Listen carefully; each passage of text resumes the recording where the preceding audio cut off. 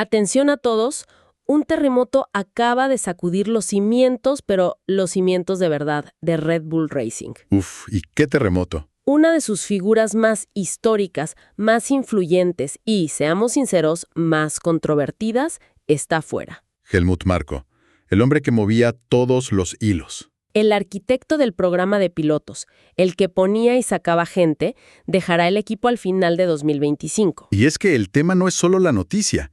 Hoy vamos a analizar el por qué, el cómo. Y sobre todo las ondas de choque que esto va a generar en toda la parrilla. Totalmente, porque el cómo es lo más interesante de todo esto.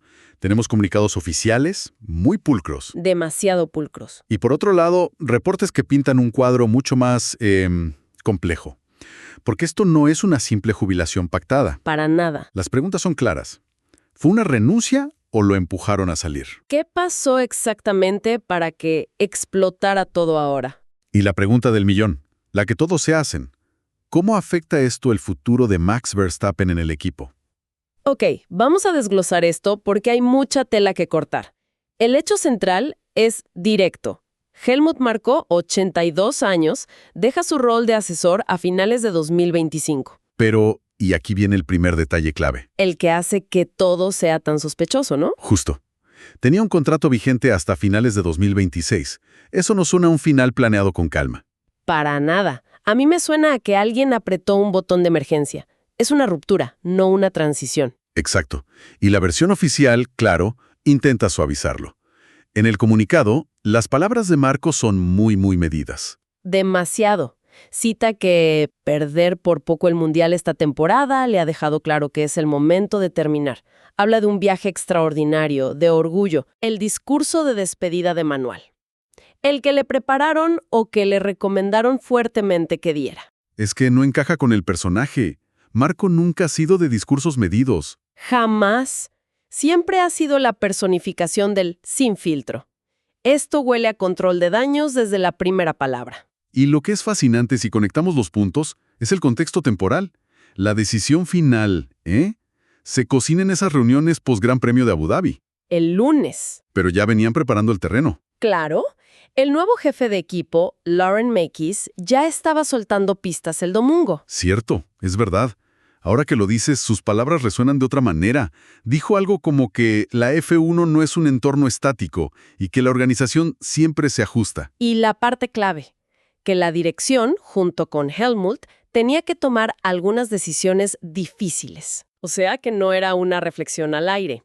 Era un aviso público de lo que se venía. Yo diría que era más que un aviso. Era parte de la estrategia de comunicación. Estaban sentando las bases para que la noticia no cayera como una bomba. Querían que pareciera una evolución necesaria del equipo. Justo. Un cambio natural, no una purga. Una evolución. Me encanta el eufemismo. Pero para entender la magnitud de esta evolución, hay que poner las cifras de Marko sobre la mesa. Es que no estamos hablando de un simple asesor.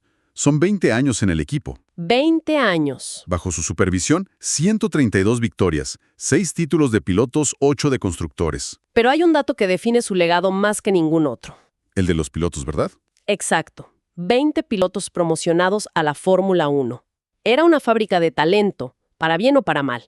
Perder eso no es una evolución, es una amputación. Totalmente. Pero ahí es donde no me cierra. Si los números son tan espectaculares, ¿por qué forzar la salida de una pieza tan clave justo ahora? Algo más tuvo que haberse roto. Y se rompió. No fue una sola cosa. Fue una acumulación, una grieta que se hizo cada vez más grande. La primera, la más pública, fue la polémica en Qatar. La acusación contra Antonelli. Acusó sin pruebas y en público de que se había dejado adelantar por Lando Norris. Una declaración explosiva, muy de su estilo. Y tuvo que salir a disculparse. Un error de novato para alguien de su experiencia. Pero lo del fichaje de Alex Dunn, para mí, eso fue todavía más grave. Coincido, porque no es un error en caliente. Es un desafío directo a la nueva estructura del equipo. Exacto. Ahí diste en el clavo. Ya no se trata de su estilo, se trata de la cadena de mando.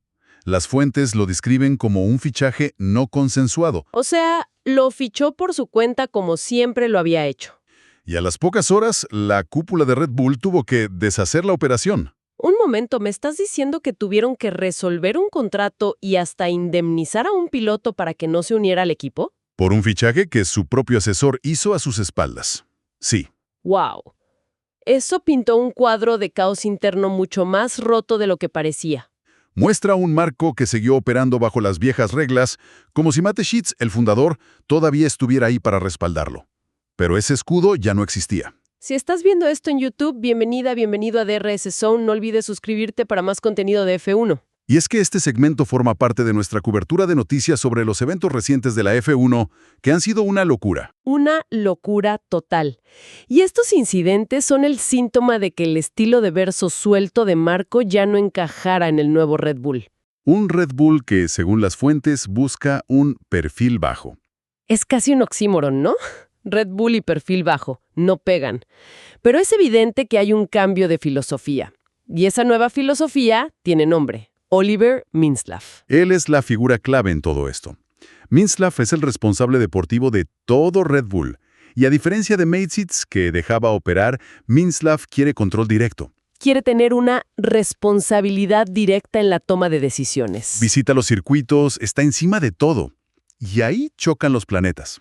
Claro, la autonomía casi total de Marco contra una nueva estructura de poder mucho más centralizada, más corporativa. Y en esa batalla, el ejecutivo con el poder corporativo detrás casi siempre gana. Marco ya no tenía ese respaldo al más alto nivel. Su poder venía de Mateschitz. Y sin él. Era influyente, pero ya no intocable. Es que es un cambio de guardia total y simbólico. Con la salida previa de Horner y ahora la de Marco, los dos pilares del equipo más exitoso de este siglo ya no están. Es literalmente el fin de una era. El Red Bull que conocimos ha desaparecido. Por completo. El ADN rebelde está siendo reemplazado por un manual de procedimientos. Y eso nos lleva al impacto humano, a las personas. Y la reacción más esperada y la más significativa fue la de Max Verstappen. Fue inmediata y muy personal. No fue un comunicado de prensa, fue un mensaje en sus redes directo a Marco. Sí, lo leí. Gracias, Helmut. Hemos logrado todo lo que soñamos juntos. Te estaré eternamente agradecido por tu confianza en mí. Eso no es corporativo. Es una declaración de lealtad absoluta. Es un contraste brutal con el comunicado de la empresa. Oliver Mintzlaff lamenta profundamente su decisión. Pero, y aquí está la clave. Fíjate en la sutileza del lenguaje. Confirma que fue Marco quien contactó con el deseo de finalizar su puesto. Lo dejan clarísimo para el registro oficial. Quieren controlar la narrativa. La narrativa oficial contra la lealtad personal del piloto estrella.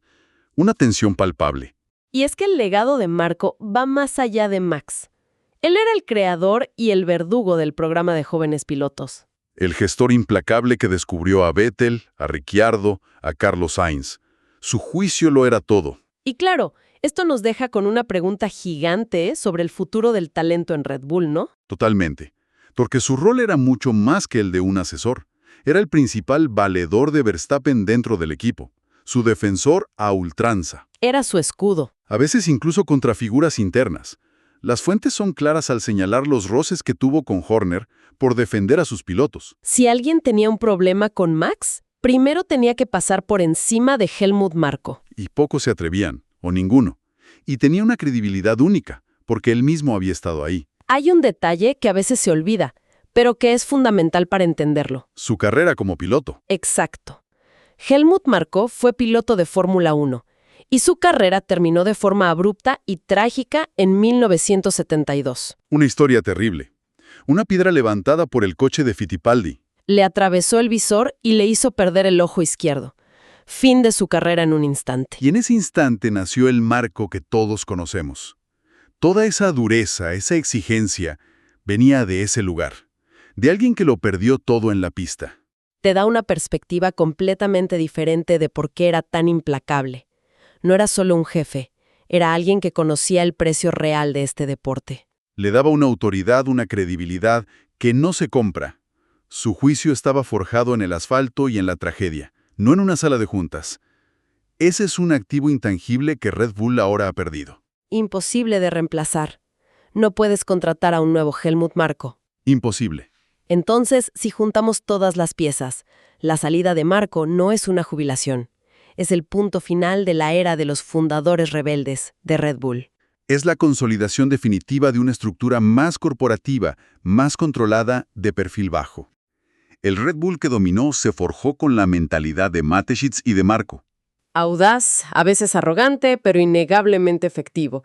Y ahora esa alma parece estar en proceso de ser extirpada. Y eso me deja pensando, toda la identidad de Red Bull, esa agresividad, ese ir siempre al límite, se forjó con gente como Marco. Si quitas ese elemento, si lo vuelves más seguro, más corporativo, ¿sigue siendo Red Bull? Esa es la pregunta. ¿O están sin querer limando los cuernos que los hicieron tan temibles? Creo que solo el tiempo y el cronómetro podrán responder. Una pregunta que queda en el aire.